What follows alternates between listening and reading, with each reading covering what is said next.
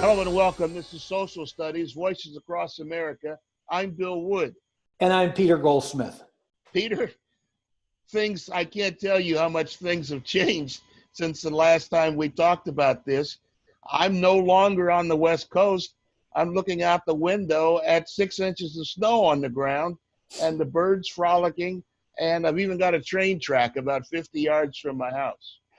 Well, you know, Bill, I thought I would send you my condolences for your big move from LA now that you're back in Ohio. But instead, I sent you this picture. Why don't you just show it on the air here, Bill, and take a look, just so you can reminisce about what you left while you're in 6 inches of snow there in Ohio. Yeah, I know. Beauty is beauty. And watching a sunset on a West Coast beach is perfect beauty. But so is this. Let me show you what's a few doors from my house. I've got this nice lake and not palm trees, but pine trees and snow everywhere. This is different. And I've said all along that if the weather gets too crazy, I'll just stay inside. And kids call it a snow day, I'll call it a riding day. Yeah, exactly. Yeah, you know, I think that, we talked about this before, especially at our age, setting a new course for your life is really exciting. It's a challenge. It's interesting. And I think it's a great thing to do if you can do it. I mean, it doesn't have to necessarily be a total move. You know, you moved from Los Angeles, where you'd lived for, I think, pretty close to 50 years. A little more than 50 since September 12th, 1967, until December 21st, 2018, I lived in Los Angeles. Yeah, and I think it's exciting. You know, I had a similar thing where I'm a born and bred New Yorker. Anybody who listens to this podcast will tell you that by my accent, obviously.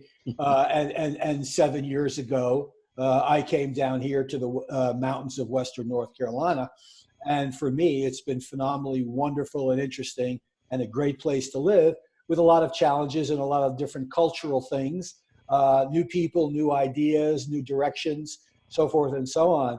But I'm thrilled that I got the opportunity to do this at this point in my life. Let's get right into that. The cultural changes I found, I lived in a more urban environment than I live in now. So restaurants were walking distance, 5 minutes drive, and I had a choice of Spanish, Cuban, Mexican, Asian, Japanese, Chinese. In fact, the other day I was jonesing for just some cheap Chinese, some fried rice and some orange chicken and just some cheap Chinese is what I called it, and couldn't find any. I was stunned. What was the cultural change for you? What was the biggest one you remember? Coming down here, it was so different. I'll tell you, the biggest change for me was how generous and ingratiating the people were here. I'll give you for instance. You know, I'm a runner, and I run in the woods here. And when I come to Los Angeles to visit family, and used to be you, I run on the beach. Now, when I run in the woods, as I did this morning, when you pass somebody either running or walking, or today it was somebody on horseback, I would be looked upon disdainfully if I didn't say, "Good morning, how are you?" or "Nice morning," or "Boy, it's chilly," or whatever. Whereas when I run on the beach in LA, if people are running the other way and I see them and I go, "Good morning," they look at me like, "Who is that crazy person?" Here, when you shop in a store, people are very personable to you. "How are you? What do you need? Can I help you? Thank you so much." Whereas in New York, it's not like that. It's like, get your stuff and get out. Oh, right. Yeah, and it's not that the people are rude. It's that the pace of life is so much quicker. There's so much more to do. There's so many more things that occupy your day. Whereas here, the pace is a lot slower. The pace is really geared for leisure even though you're working. You know, I teach, as you know, at the college. And, you know, I would say 90 out of 100, I stay in class 15, 20 minutes extra with my students. And they expect that. The one thing that is very Midwestern that it's going to take me a while to get used to, because people were so, you know, what do you want? Get out. Somebody's wanting your seat. They take more time, and it's honey this and sweetheart, can I get you? And what do you want? And I'm just not used to that. I remember when I first went to Los Angeles, September 12th, 1967. My mother drove me straight from LAX to the school that I went to continue my, you know, my signing up to get into school. And I was yes, ma'am, and no, ma'am to the woman across the counter. And when she went back to take care of some business, my mother literally, physically turned me around and said, "You don't owe her, ma'am." But that's what she taught me. She said, "She's done nothing for you. She's doing her job." You know, so you know that I don't want to hear that yes, ma'am, no, ma'am. Yeah, yeah. Different time. It was the '60s, and my mother was a bit radical at times. A lot more radical in those days than she was at the end of her life. But I've never forgotten that conversation. You know, you grow up all your life, you were taught to honor, you know, people older than you. The woman wasn't a senior, but she was older. So it was yes, ma'am, no, ma'am. And to hear my mother say, "You don't owe her that." And it was like, whoa. Well, the thing I like about, one of the things I really like about living where I do is, you know, in New York, if someone's a little bit off, you say, "Boy, that crazy SOB," or that nutcase, or whatever you want to say. Down here, someone will look at the guy and say, "Oh, bless his heart." and it's code for, "Boy, that's one crazy idiot." I just love it. "Oh, bless his heart." Yeah. You know? And everybody in the room knows knows what they're saying. Yeah. But just, it's a nice touch. You know, it's a nice touch. So let me ask you this, because you and I have not spoken very much since you moved. What was the move like? Because for me, it was insane, but I don't know for you, maybe it was smooth and easier or not. Smooth and easy. Took time off. Has taken the last couple of months off. Good. It's been from the very beginning. I told you about this in the one or two conversations we have had. On December 21st, that was a Friday, 3:15 in the morning, I'm in line at the TSA pre-check. There's like 4 people in line. The other side at Terminal 1 at LAX, crowded. TSA guy stole my computer. I don't know any other way to put that. Wow. And it's a whole process that the way that happened, but it happened. It was the first time in like 4 or 5 years that my computer bag has been out of my sight. And the law says that they're not supposed to check your baggage unless they're there for just that reason. And he took the bag to a different desk. I had a backpack and a bag, and while a woman was checking my backpack, he went through my computer bag, and next thing I know, my computer's gone. I had a similar thing, and you know this, we've discussed it. When I came down here, 3 boxes were missing. Wow. Missing. They just were never on the truck, or went on a different truck, or someone took them off the truck.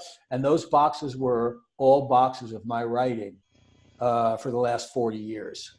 Yeah, some of it published stuff, some of it unpublished, some of it screenplays, some of it so forth and so on. And I went crazy for about 24 hours, and then I realized, what am I going to do? There's nothing to do about it. Yeah. But it was a tremendous loss. I mean, losing a material object is a pain in the neck, but losing that stuff is very dear. Yeah. You know, and we lost a bunch of things, but nothing like that. That was really critical for us. And I was lucky enough to put it out of my mind. It doesn't bother me anymore. Again, it's been 7 years, so it doesn't bother me at all. But it sure did bother me at that time. And I have no idea what was in there. I know most of it. But, you know, when you go through old books and things that you've written, you'll find something, oh, wow, that was terrific.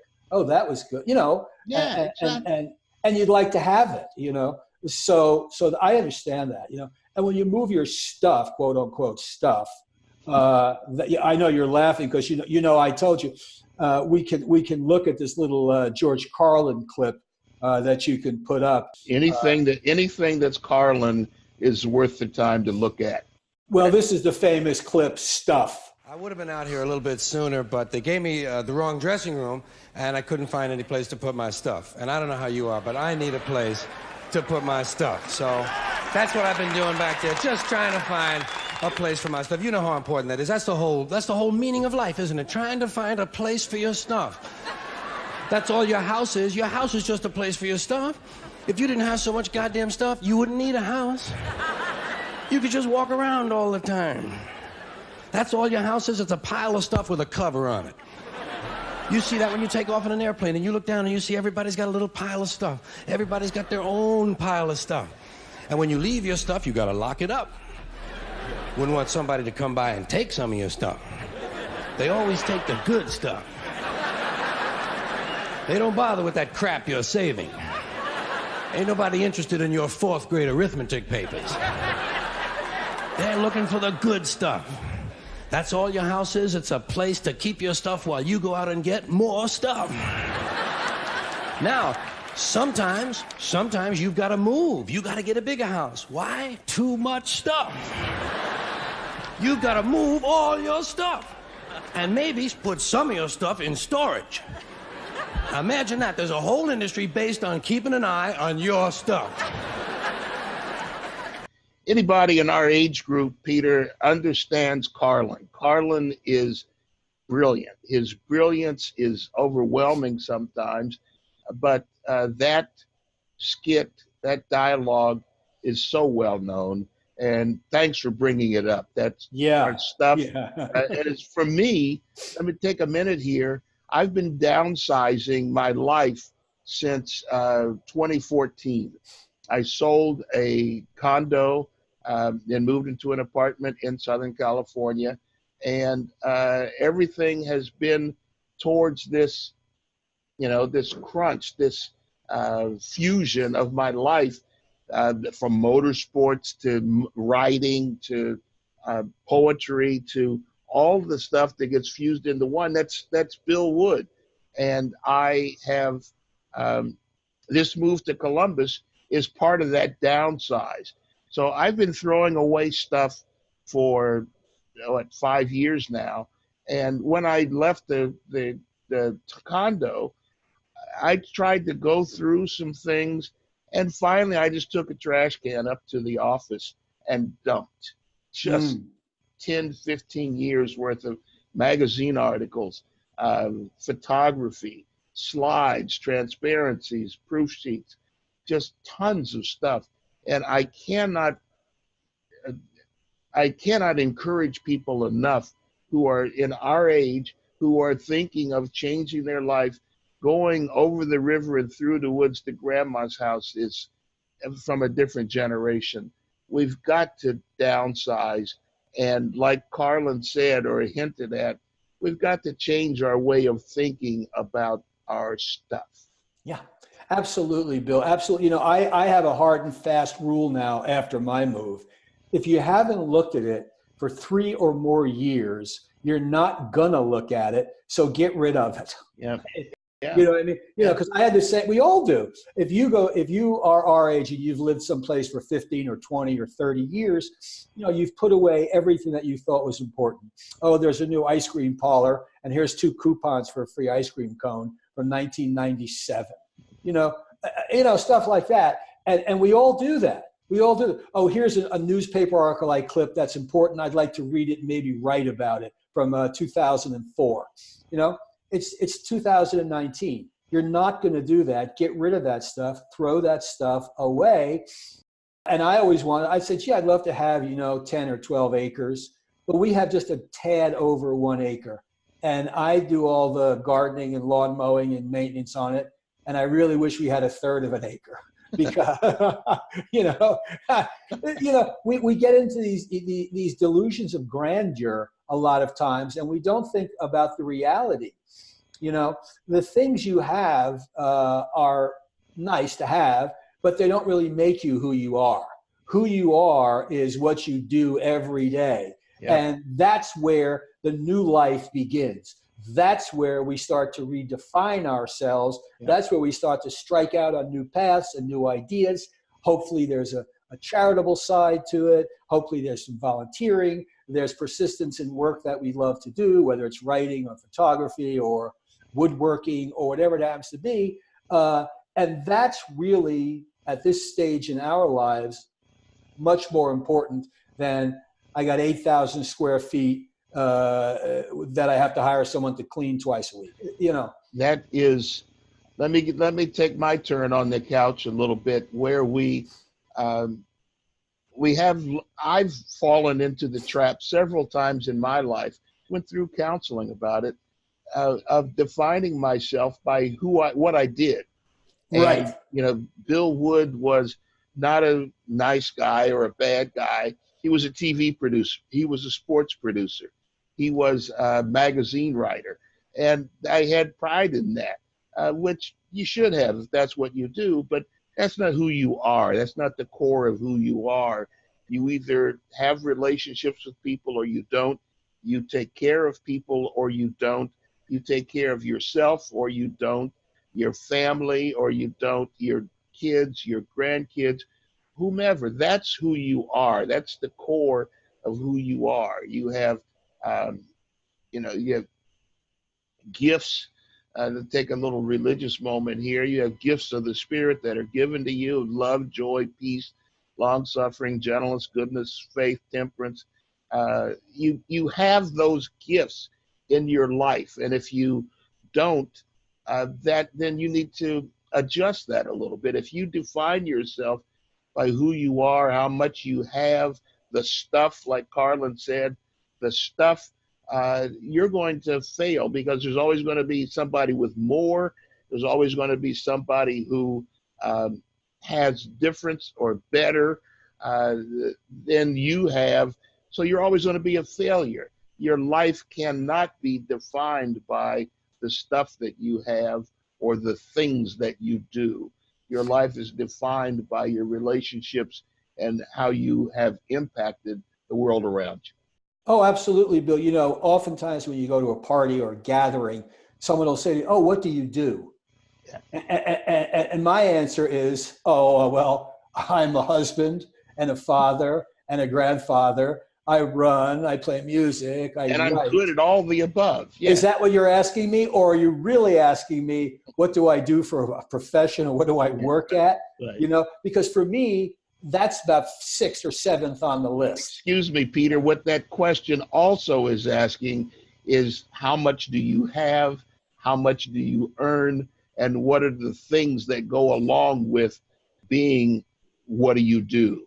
Those are real. Oh yeah. You know, things. but you know, you think about that, and a lot of times that's what we're thinking about. You know, we place our position in front of who we are. Yeah. And it's easy to do that when you have a profession which is in the public eye commendable.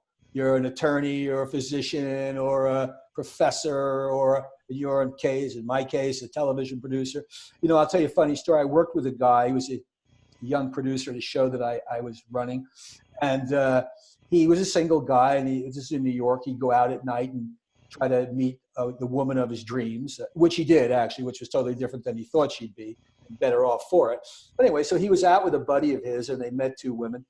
And his buddy was a bricklayer. And the woman said, "So what do you do?" And the guy said, "Oh, I'm a bricklayer, and I'm working on such and such building." And the women were just, they were amazed. They were overwhelmed with delight. And so my pal was thinking, "Oh, I've got this made. Wait till I tell her I'm a producer for a television show. I mean, I got it made." So they said, "And what do you do?" And he told her what he did.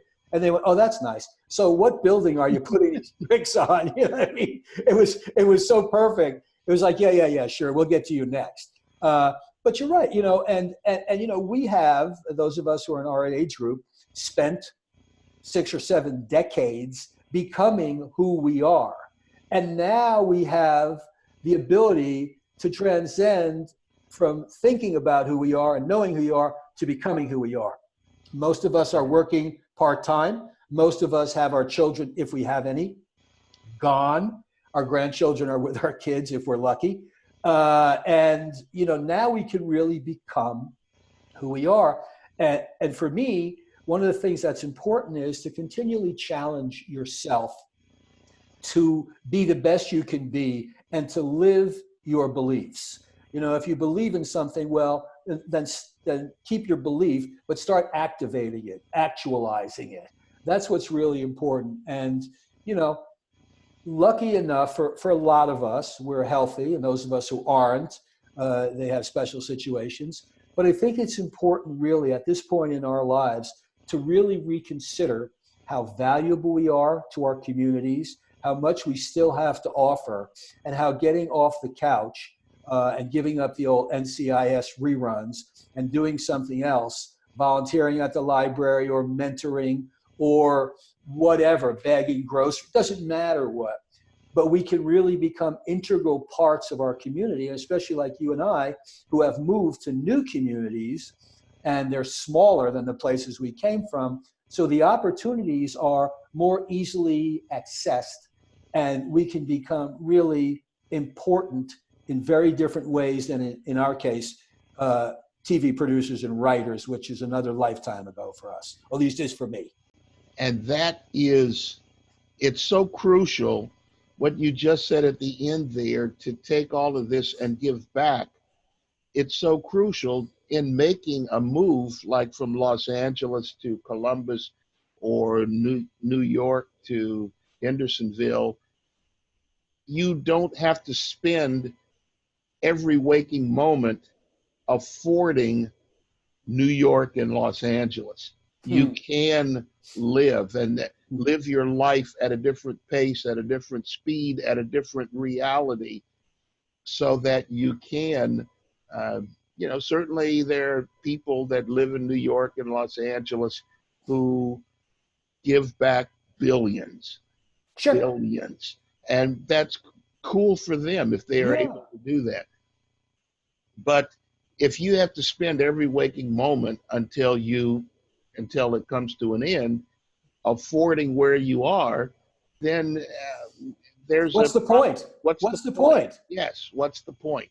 But for me, in order to live my life, I had to make this move.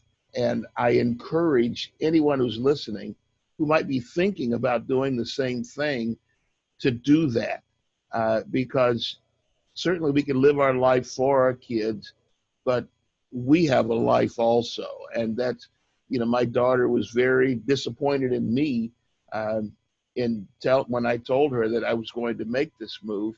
But you have to make a decision for yourself. And if you live your life for others, that's cool. If you live your life for your family, that's cool. And that's the decision you make, and you make it willingly, that's a good thing. That's what you want to do with your life. But if you want to continue to live your life at a different pace, at a different reality for others, then you need to consider, you don't have to move to Columbus or Hendersonville, but our first video was about places that we could go to live your life more economically, more inexpensively, more in reality. So I guess this is the next chapter in that video we did 21 shows ago. The beauty of your move, which I really love tremendously, is you're a big Ohio State fan. So, of course, now you're in Columbus where Ohio State is. However, Ohio State now plays in the Rose Bowl on New Year's Day in California, where you moved from, and you're now here in Columbus. So, Bill, you could have waited another 10 days and gone to see your team win the Rose Bowl. Yeah. Good for 10 you. days, Yeah. 10 days later, they were playing in the Rose Bowl, won the game 5 miles from where I lived, where I used to walk, where I used to ride my bike. And they were there, and now I'm 2,500 miles away watching on TV with millions of other people. Yeah, but this idea, Bill, that you talk about of moving and stuff, and I think a lot of people, and you brought up an interesting point, economically, living in the big centers, New York and LA primarily, Miami is sort of getting like that too, can really be a drain on you. And it's difficult to move after you've been sedentary for so many years. Specifically you, where you say you've been in LA for over 50 years. I've moved a little bit more. I was in New York for 24 years, something like that, but I was other places that I lived, Virginia and West Coast and so forth and so on. It's a difficult move, and it takes a lot of thinking and planning.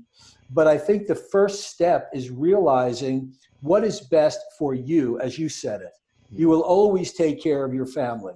You will always, when I come to California, everyone thinks it's a vacation. And, we're out there for A, to see our family, but B, or even 1A, childcare. Yeah. Hey, great to see you. Okay, the kids are off to school for the next 2 weeks, and you guys got them. And it's fun, it's wonderful, and there are grandkids, and we adore them, obviously. And so you're always going to take care of your family if that's one of the things that you do. But I think becoming who you can become at this age is really a wonderful thought to have. It's a wonderful goal to have. I've been successful in my business, whatever it was. I've done what I've done. Now I have an opportunity to start again. And I don't need to raise a family, and I don't need to pay a mortgage again. And I don't need to do a lot of the things which pigeonholed us into certain areas that we had to be in because we had responsibility. We had children growing up and so forth and so on. And now you don't have that. So now you can rethink what you need in your life, what you really need in your life, and what you'd like to experience in your life without that heavy economic burden. And as you said, moving either here where I live in North Carolina or you live in Ohio, it's a lot easier on the pocketbook. Fact of life. That's all I can say about it. It just is. Yeah. Yeah. That's, as we wind up here, that's a classic way. You have a chance to be who you are in making a move like that. And who you want to become. And who you want to become, exactly. That's important. And a chance to get rid of not just the physical stuff, but the emotional stuff, the sometimes the spiritual stuff that, we talked about stuff a few minutes ago with Carlin. Now we can talk about the emotional and physical and spiritual stuff that we want to leave behind and just take on the stuff of Bill Wood and Peter Goldsmith and how we can use that stuff to change our other people in our lives, our family, our close friends, if we're lucky enough to have 4 or 5 close friends who define our lives. Those are the things that we need to hold on to. Yeah. And that's who we become at this stage in our life. Yeah, well put. Absolutely. So for those who are with us, again, we're going to continue no matter where we are physically in the world, whether we're sitting next to each other or thousands of miles apart. Peter, it's great to see you again, partner. We need to tell everybody to take care of each other and respect each other. You too, my friend. Good to see you. Peace. You can get this podcast. You can tell someone else about this podcast. It's available through YouTube, through iTunes, and through Google Play. Let's hear from you. Let us know what you think so that we can be in community with you. And there is a way to contact us. That's at peter@AgnitusLife.com or bill@AgnitusLife.com. That's our email addresses. Let's hear from you. Let's open up the forum.